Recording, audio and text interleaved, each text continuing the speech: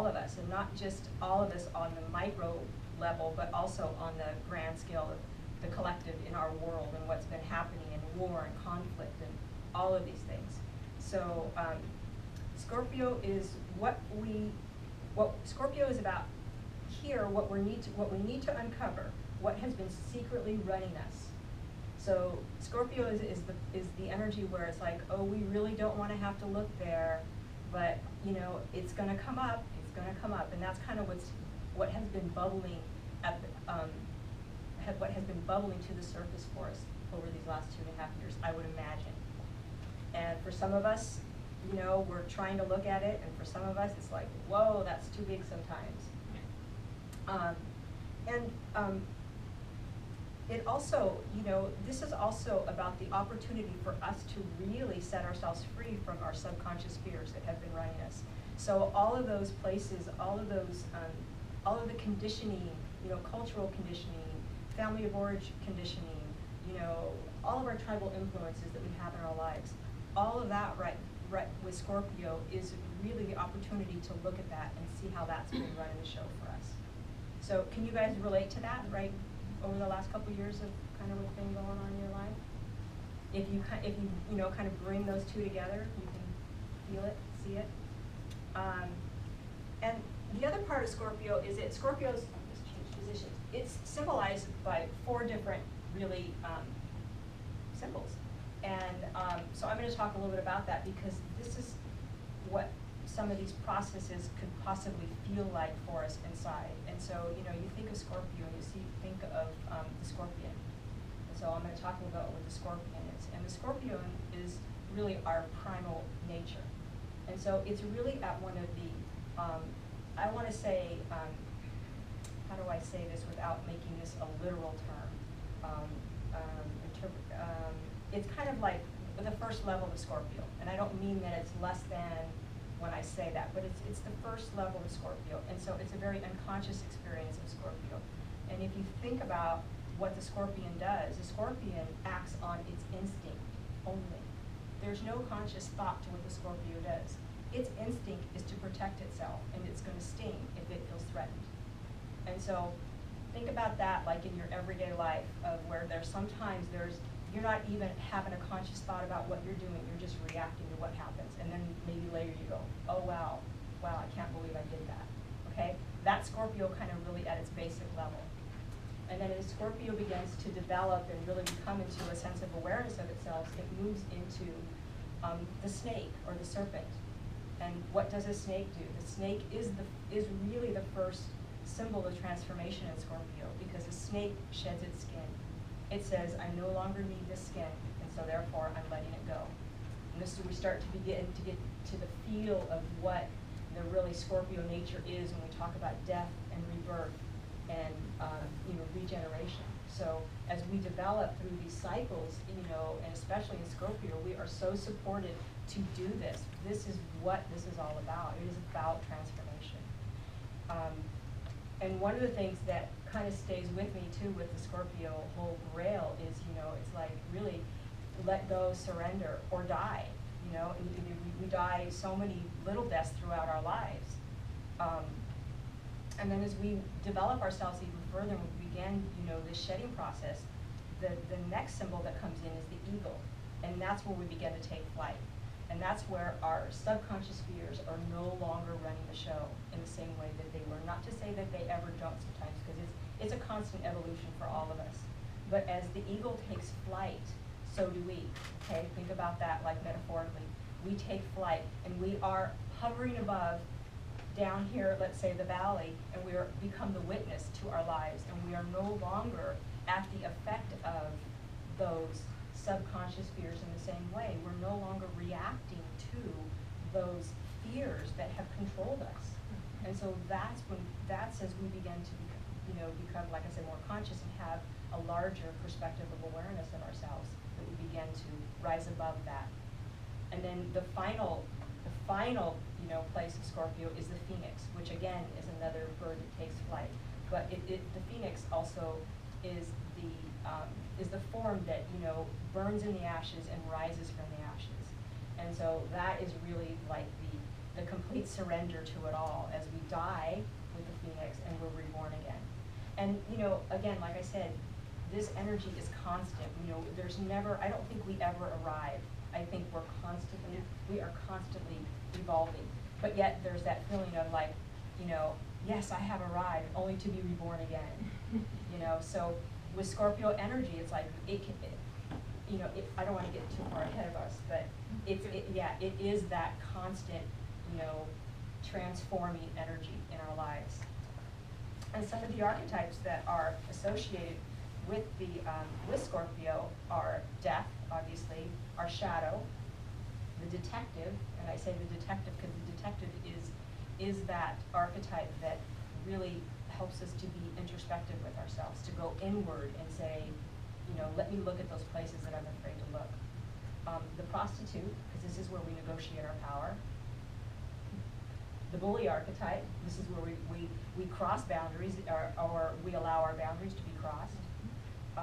The healer archetype, or the therapist, I'm going to say the exorcist and the grim reaper, and I know these are sound real intense, like, but it is the truth. I mean, this is an intense time, and this is an intense energy for us. This is about an exorcism, you know, not just for us, but, you know, lots of things that are happening for us right now in the world.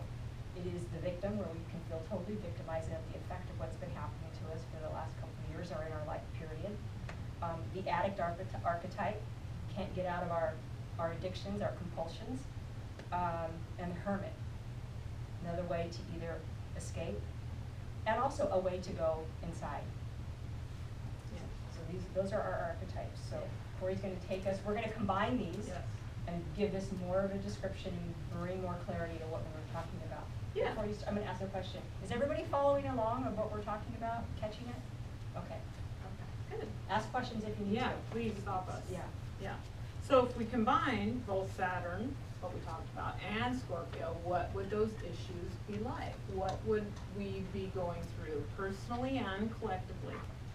So we're going to be, the issues that are probably up, that have probably been coming up, is looking at anything that is taboo, anything that is secret, anything that's hidden away, anything that's ugly.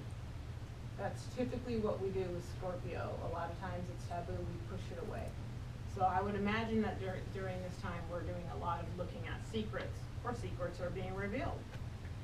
Deep feelings are coming up, they're bubbling up to the surface to be revealed to you and healed. Okay? Probably a lot of stuff that's going to come up around vulnerability. So there's going to be issues of dependency, okay? Issues of helplessness, issues of power tripping, either you're power tripping or somebody's power tripping you. See how that can go either way. So any kind of barriers to intimacy, any barriers to sexual merging, allowing your own kundalini to move up and out through you, or your own hiding out to not want to share that with another, or the excess of that. It can go in either way. Moral, emotional, and energetic debt. Wow, that's a huge one. How do you become emotionally in debt to other people? Or how did you make other people be indebted to you? Those kind of issues are going to come up. A lot of stuff around death and grief, and what I call the abyss, which could be depression or going down the rabbit hole. We have to deal with all of these things, because when we're shedding skin, there's always going to be grief. When we're transforming, there's always a sense of death and rebirth, and what comes with that is grief and sometimes depression. Scorpio time, we're going to be looking at self-destruction. So addiction, compulsions, things that run us. Again, most of those things come up from our subconscious and our unconscious. Things that are really gut-wrenching. We don't want people to know these things. We don't want to be revealed that way, but these are the things that are being unearthed for us. There's a lot of stuff around mental health as well, because we're dealing with the emotional world with Scorpio, and so we'd be looking at that. So a lot of, hard emotions to deal with, the sense of grief and rage, okay? So looking at violence, violence is huge.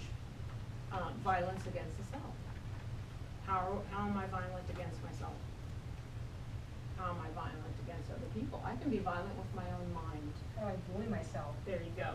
So all those archetypes, you can see how they're kind of playing out. This has a lot to do with control, being in control or letting other people be in control of me, being in intensity, being in crisis, power tripping, being in fear, creating fear.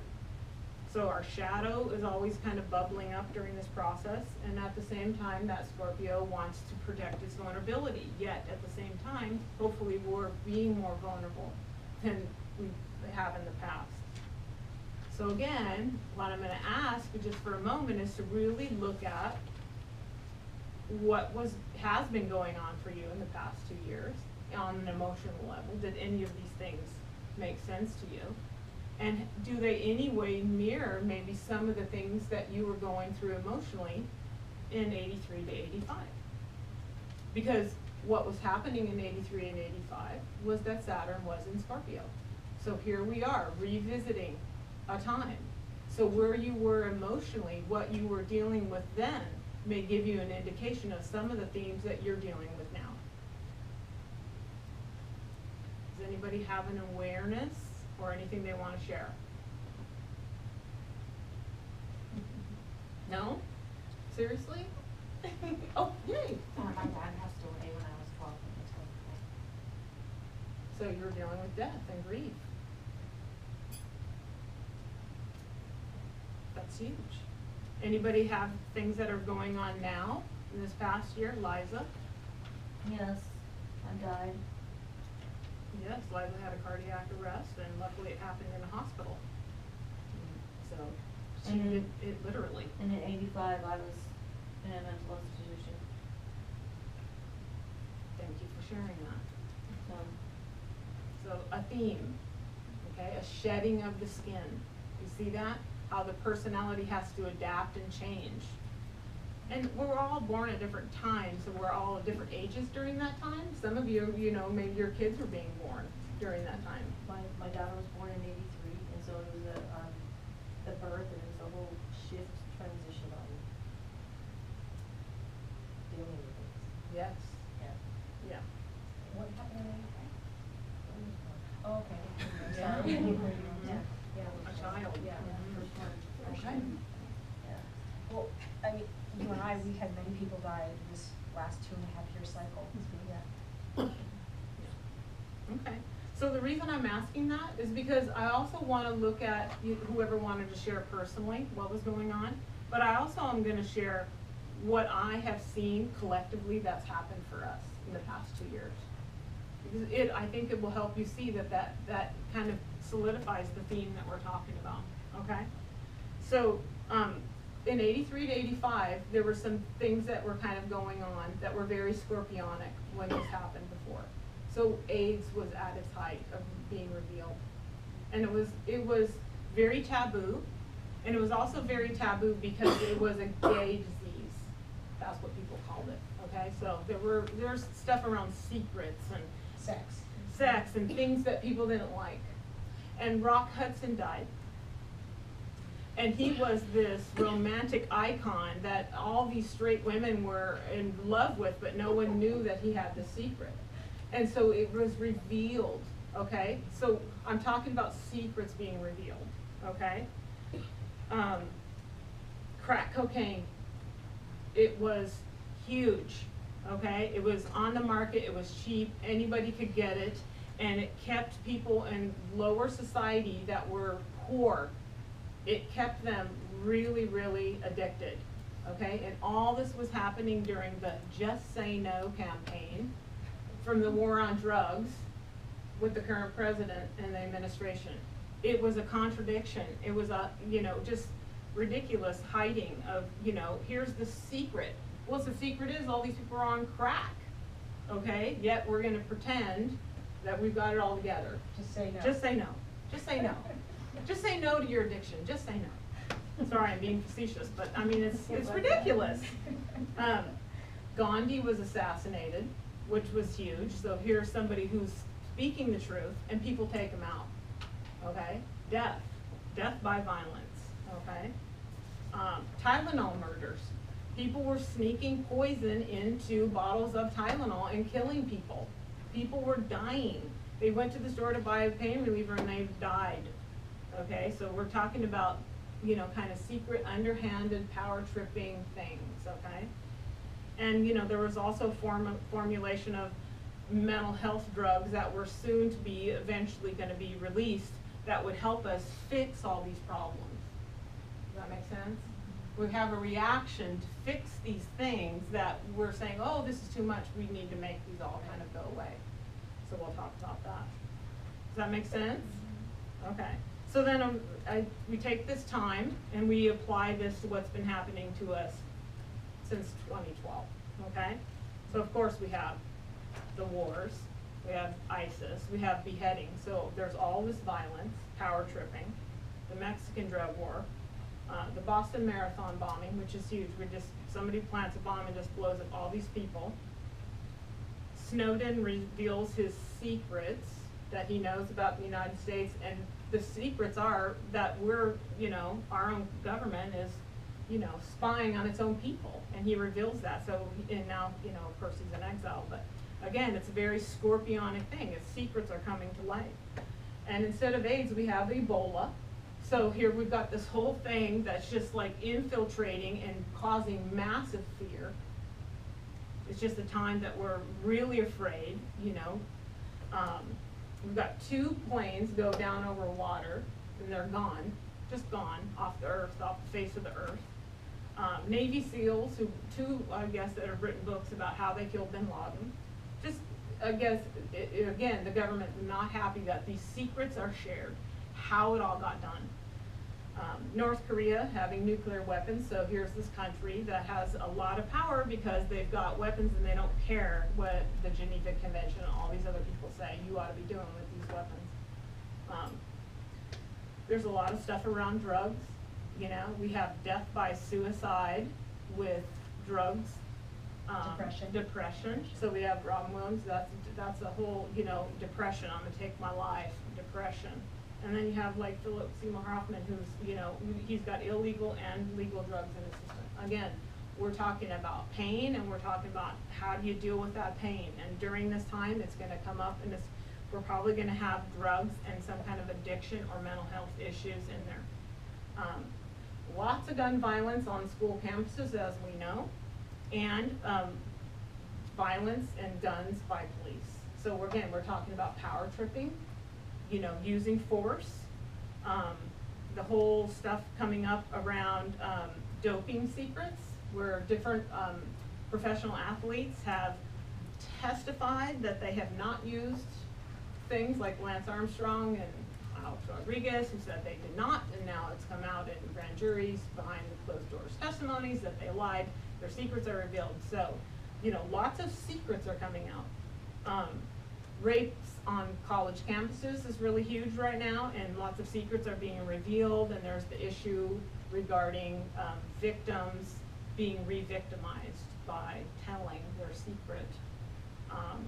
And of course, all the rape victims that are coming out in mass right now with Cosby and all that kind of stuff, I find that interesting.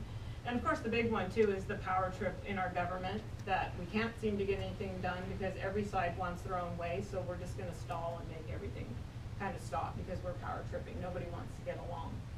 So basically during this time, Saturn says, for all of us, well, how's that working for you? Okay, well, if it's not, then we have to address it.